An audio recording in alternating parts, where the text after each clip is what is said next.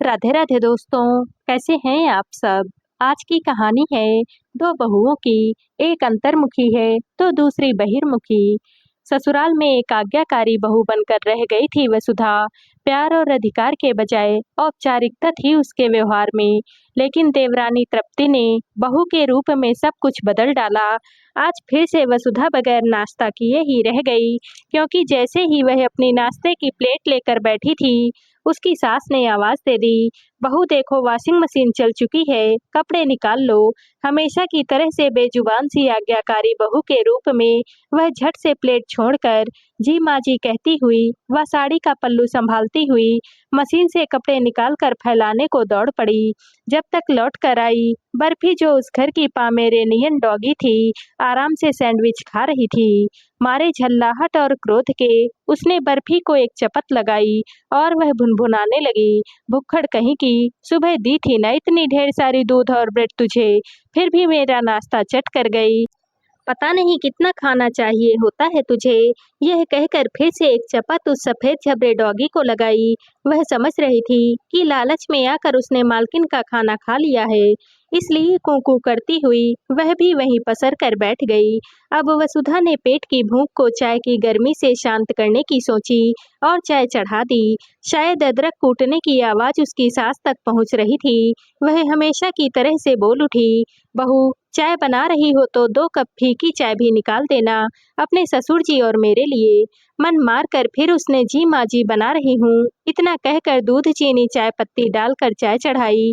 जो 1 कप चाय 5 मिनट में मिल जाती, अब वही चाय बनाने में मजबूरन 15 मिनट लग गए। वसुंधरा शादी के पहले बहुत धीर गंभीर और नाम के अनुरूप विस्तृत विचारधारा रखने वाली विनम्र सी तरुणी थी। शादी के बाद सास ने कहा, मैं तो तुम्हें वसुधा ही बुलाऊंगी, यह वसुंधरा बहुत बड़ा नाम है। विवाहोपरांत ऐसे लगा जैसे नाम के साथ ही उसने अपना अस्तित्व भी सिकोड़ कर छोटा कर लिया है। ननंद, देवर, सास ससुर, पति और एक प्यारी सी गुड़िया जैसी बेटी मिट्टी ही प्राथमिकताओं में सर्वोपरि रहते। वसुंधरा से वसुधा बनी, वह शायद अपने मौलिक रूप में बची ही न रही। देवर की शादी हुई, देवरानी भी कामकाजी आई, सभी बहुत खुश थे, पर सबसे ज्यादा खुश वसुधा थी। आखिर अब वह भी घर में एक पद ऊपर हो गई थी। उसकी देवरानी आ गई और वह जेठानी हो गई थी। शादी के दूसरे ही दिन ऑफिस जाते समय देवरानी तृप्ति प्लाजो और कुर्ता पहने हुए तैयार खड़ी थी। वसुधा अवाक रह गई थी और सोच रही थी, अब तो पक्का से यह डांट खाने वाली है। उसे अपनी ओर विस्मय से देखते हुए तृप्ति ने कहा, अरे भाभी, साड़ी में काम करने में असुविधा होती है और बैंक में सब क्लाइंट को थोड़ी ना बताना है कि मेरी नई नई शादी हुई है। तृप्ति पेंसिल हील पहने टक टक करती हुई रसोई में आ गई और कहने लगी, वाओ, आलू के पराठे बने हैं नाश्ते में, मुझसे तो कंट्रोल ही नहीं होता है, मैं ले लेती हूँ। कहते कहते उसने 2 पराठे फोल्ड किए और खाते खाते बाय भाभी बोलती हुई बाहर निकल गई। वसुधा कैसे रोकती कि रुको तृप्ति, अभी ठाकुर जी को भोग लगाकर नाश्ता लगाती हूँ। यह अंधविश्वास ससुराल में उसने पहले दिन से देखा था। अपनी आराम कुर्सी पर बैठी सास सब कुछ देख रही थी और वहीं से वसुधा को आवाज दी, बड़ी बहू जरा यहाँ तो आना।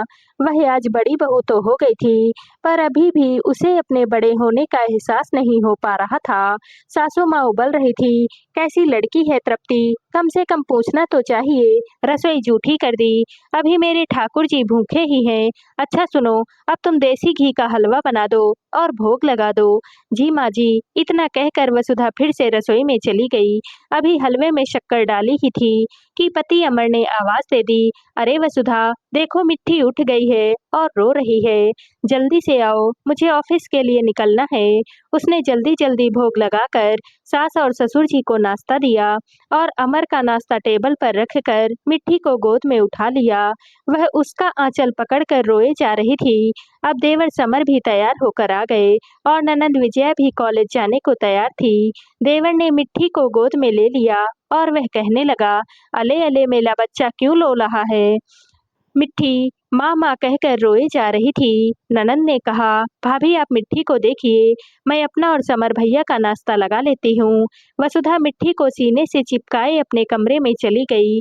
शाम को फिर जब सब अपने अपने ऑफिस से आ गए तो सासू माँ ने तृप्ति को आवाज दी, छोटी बहू जरा यहाँ तो आना। जी माँ जी कहकर वह आ गई। सुनो बहू, आज तक वसुधा ने घर की सारी जिम्मेदारी अपने कंधों पर उठाई है, अब तुम आ गई हो तो थोड़ा उसका हाथ बटाओ।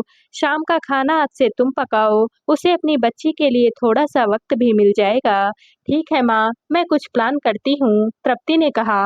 जब वसुधा शाम को किचन में आई तो तृप्ति ने उसे यह कहकर हटा दिया कि भाभी, it's my job and I will do this in my way, आप आराम करिए।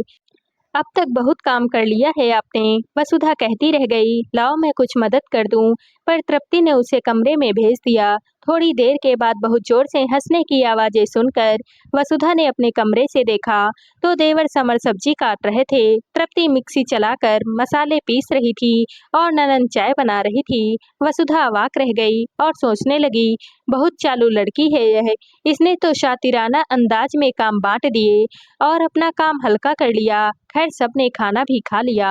अब तृप्ति और वसुधा टेबल पर बैठी खाना खा रही थी। तृप्ति ने कहा, दीदी देखा आपने, शेयरिंग इज केयरिंग, बांटने से कैसे झट से काम हो जाता है। तभी सास की आवाज आई, बड़ी बहू जरा एक गिलास गर्म पानी लेकर आओ। जैसे ही वसुधा उठने को तत्पर हुई, तृप्ति ने उसका हाथ पकड़कर बैठा दिया। दीदी खाना खत्म करके उठिए, ऐसे में माँ अन्नपूर्णा का अपमान होता है। वसुधा अचकचाहट में बैठ गई और बार बार सास के कमरे की तरफ देखे जा रही थी। सास ने फिर से आवाज दी, अरे बड़ी बहू जरा गुनगुना पानी तो दे जाओ, दवा खानी है मुझे। इस बार तृप्ति बोल उठी, लाती हूँ माँ, बस खाना खा कर ले आती हूँ। वसुधा अवाक रह गई। तृप्ति ने आराम से खाना खत्म किया और पानी गर्म करने को रख दिया। अंदर सास भन्नाई बैठी थी, क्योंकि ऐसा पहली बार हुआ था कि जब एक आवाज में पानी न मिला हो। वसुधा सोच रही थी, कितनी बिंदास है तृप्ति, कभी भी उसे परेशान या उदास नहीं देखा है, अपनी मर्जी से जिंदगी जी रही है, जबकि मैं सारी उम्र बस घर परिवार को खुद से ऊपर रखती रही। परिणाम क्या रहा, खुद का अवसाद और कुढ़ना। छोटी बुआ की बेटी निहारिका की शादी थी। सासू माँ यानी कि बुआ की बड़ी भाभी की राय हमेशा से सर्वाधिक मान्य होती, पर इस बार जब खरीदारी करने और शादी की योजनाओं की तैयारी में हाईटेक बहू तृप्ति ने बढ़ चढ़ कर योगदान दिया, सासू माँ कुछ राय देती इससे पहले ही उसने बुआ जी को भी अपने सम्मोहिनी वशीकरण में मंत्र से मुग्ध कर लिया था। बुआ जी, यह देखिए आजकल हाईटेक जमाना है, सब कुछ उंगलियों की एक क्लिक पर उपलब्ध होता है।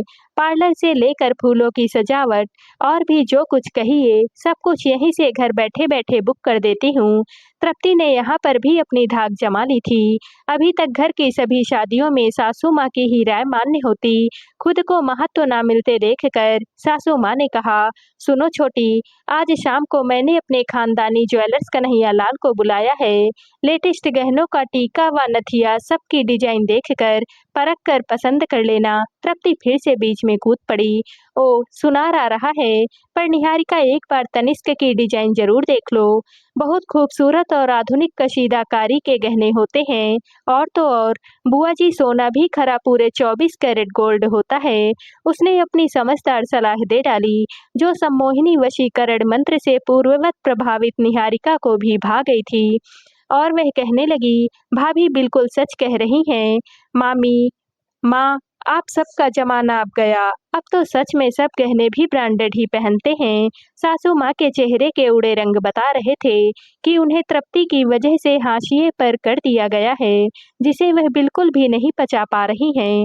वसुधा सब कुछ समझ रही थी। धूमधाम से शादी संपन्न हुई। पूरे समारोह में फिर से तृप्ति तृप्ति की ही गूंज रही, चाहे वह लेडी संगीत में नाचना हो या फिर कोई लेने देने की राय। बुआ जी को भी अब तृप्ति पर ही सबसे ज्यादा भरोसा था। निमंत्रण का पर्स जो अब तक सासू माँ के पास रखा रहता था, वह तृप्ति ने संभाल लिया था। सासू माँ ने आज सुबह सबको आंगन में बुलाया था। वसुधा सशंकित थी और जान रही थी कि कुछ तो गड़बड़ी होगी, लेकिन अनुभवी सासू माँ ने बड़ी सावधानी से अपनी बात रखी। मैंने तुम सबको इसीलिए बुलाया है कि मैं और तुम्हारे पापा कल सुबह गांव जा रहे हैं। यहाँ तो सब ठीक-ठाक चल रहा है, लेकिन गांव का घर किसी के ना रहने से गिर पड़ रहा है। अब जब हम दोनों वहाँ रहेंगे तो सब कुछ सही हो जाएगा।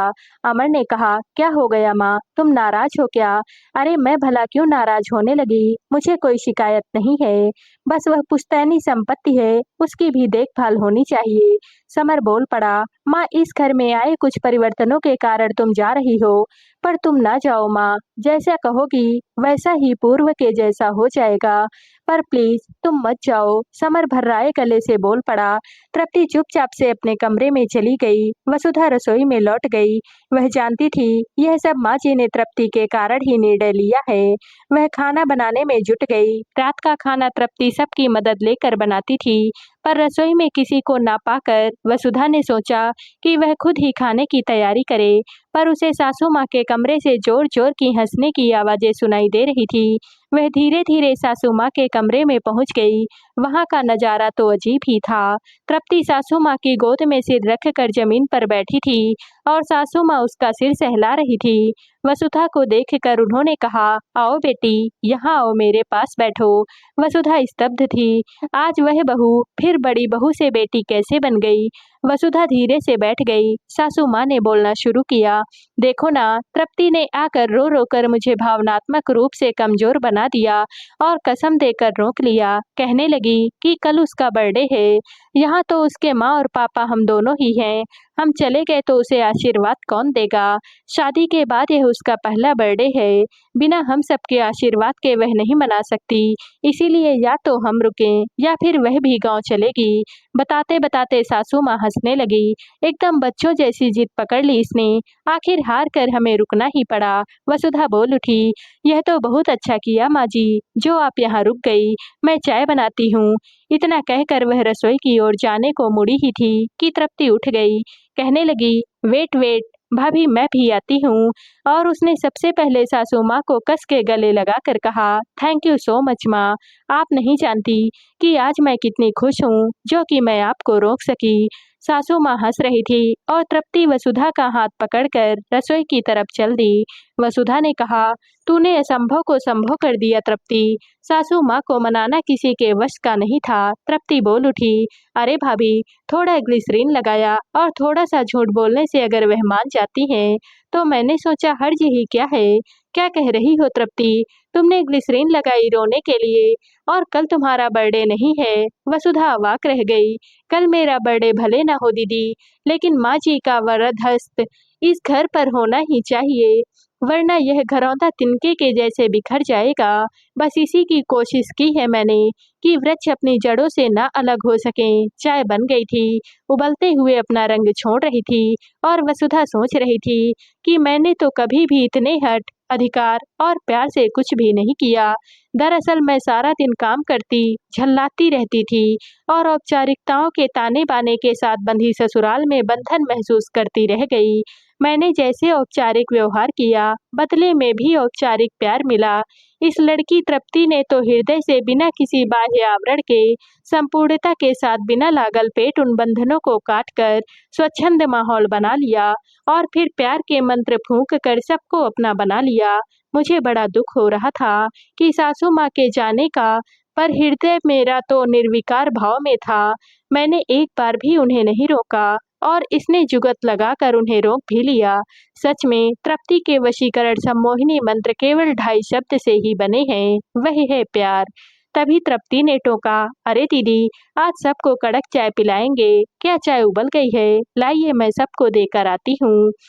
और मेरी मिट्टी के लिए दूध के साथ बिस्कुट निकाल लाइए, वह मेरे साथ खेल खेल के खा लेती है। हाँ हाँ, लाती हूँ, वसुधा ने कहा और मन में सोचने लगी, तुम्हारा वशीकरण सम्मोहिनी मंत्र उस छोटी सी बच्ची पर भला कैसे न चलता, और मैं भी कहाँ अछूती रही। तृप्ति के सम्मोहिनी मंत्र के माया जाल से बांध लिया इसने मुझे भी अपने प्रेम पाश में। तो दोस्तों, आप सबको यह कहानी कैसी लगी कमेंट करके जरूर बताइएगा और वीडियो को लाइक व शेयर कीजिएगा। दोस्तों, अगर आप इस चैनल पर नए हैं और अब तक आपने हमारा चैनल सब्सक्राइब नहीं किया है तो प्लीज़ और कहानियों से जुड़ने के लिए हमारे चैनल को सब्सक्राइब कर लीजिएगा। कल मिलते हैं एक और नई कहानी के साथ। आप सभी का बहुत बहुत धन्यवाद।